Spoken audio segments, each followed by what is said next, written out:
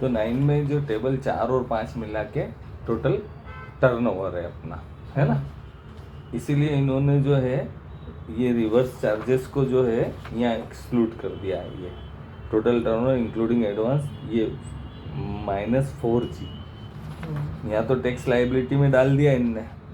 कहाँ पे? Inward supply and which tax. तो टैक्स पेमेंट की लाइबिलिटी निकालने के लिए इनने 4 नंबर में डाल दिया, लेकिन क्या है टोटल बुक्स का टर्नओवर के लिए यहाँ हटा दिया नील रेटेड, मतलब नीचे जाके ये 1 माइनस कर दिया 4G को, है ना, ताकि ये बुक से मैच हो जाए, क्योंकि यही फिगर वहाँ जाएगा कहाँ पे 9C में, और वो मैच करना पड़ेगा, है ना। तो इनवर्ड सप्लाई जो RCM है वो अपना टर्नओवर तो है नहीं, है ना, है?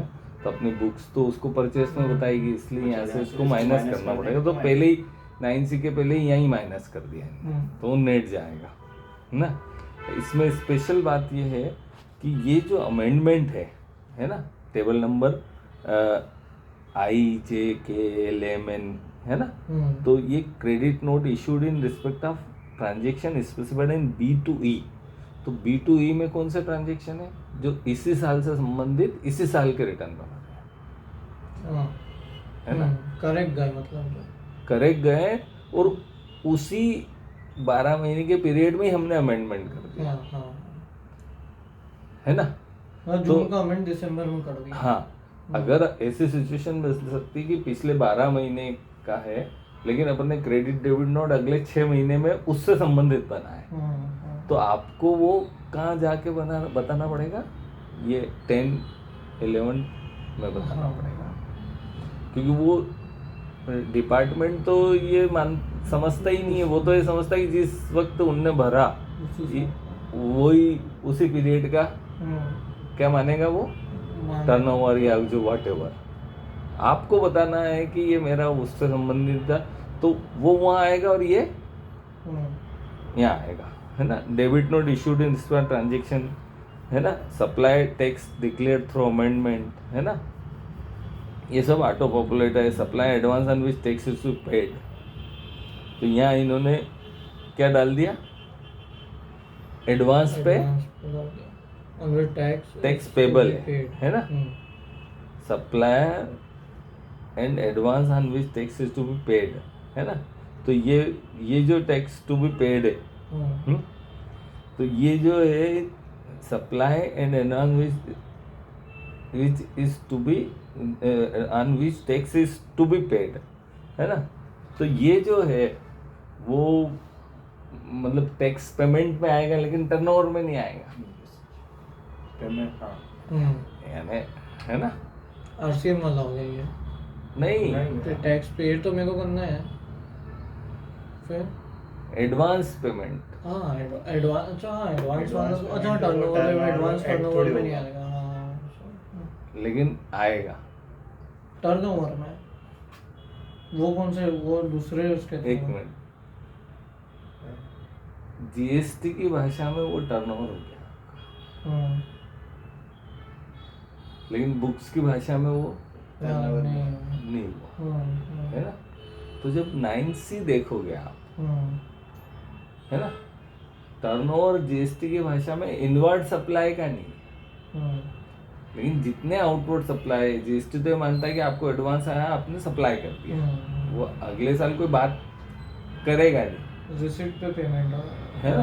हाँ, तो वो टर्नओवर GST के अनुसार तो हो गया, लेकिन बुक्स के अनुसार नहीं हुआ।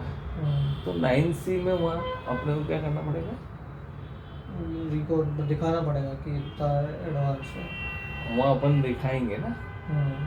वहाँ अगर 9C देखोगे आप, तो 9C की टेबल नंबर 5 में, है ना, unbilled revenue at the end of the financial year, है ना। तो ये जो प्लस हो जाएगा trade discount unadjusted advance at the end of financial year, unadjusted advance ये बुक्स की टर्नओवर में अपन बढ़ा देंगे, तो ये इससे मैच हो जाएगा, क्योंकि ये टर्नओवर 9 में शामिल है एडवांस वाला, एडवांस 9 में शामिल है, इसके लिए अपन इसको 9C में ऐड कर देंगे तो एक्चुअल का जो है अपना अमाउंट है वो आ जाएगा। हाँ, वो मैच हो जाए। मैच।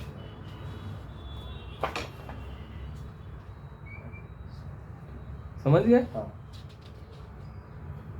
अब ये हो गया है कि 5 number detail of zero rated without payment supply zero supply in which tax to paid by recipient on reverse charges basis exempted nil rated non GST supply total A2 है।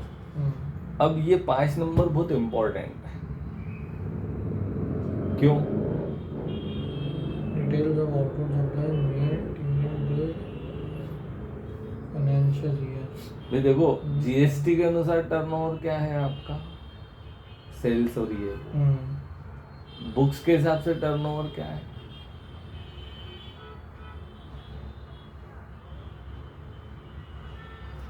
Books के हिसाब से तो मेरा आपकी भाषा, बुक्स की भाषा क्या बोलती है? अक्रूवल बेसिस पे करता हूँ बुक्स पे। नहीं। वो डिफरेंस हो सकता है। बुक्स में वेरियस तरह की इनकम होती है, जैसे सेल्स है, हाँ।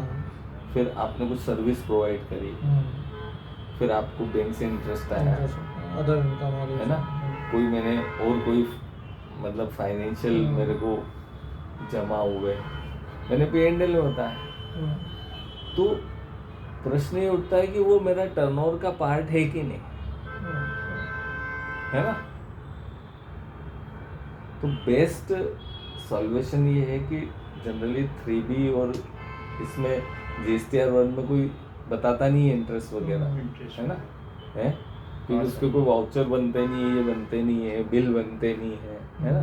तो क्या है कि चूंकि बुक्स को अपने को 9 से मैच करना है, तो अपने को यहाँ डिस्क्लोजर देना है कि मेरा नॉन जीएसटी सप्लाई मान लो है, लेकिन जैसे exempted supply, nil rated supply, तो मेरा इंटरेस्ट जो है वो एग्जम्प्टेड नोटिफिकेशन में आता है या नील में आता है? नील में आता है ना, है। और जैसे दूसरी जो है, तो वो बाइफर्केशन आप करके यहाँ बता दो, तो आप 9C में सेल्स में भी जुड़ जाएगा, ऐड हो जाएगा। तो यहाँ भी जोड़ लिया तो मैच हो जाएगा, सही है ना, है। तो ये जो है आपका सेल्स से रिलेटेड हो गया, debit note issued in respect of transaction A to F।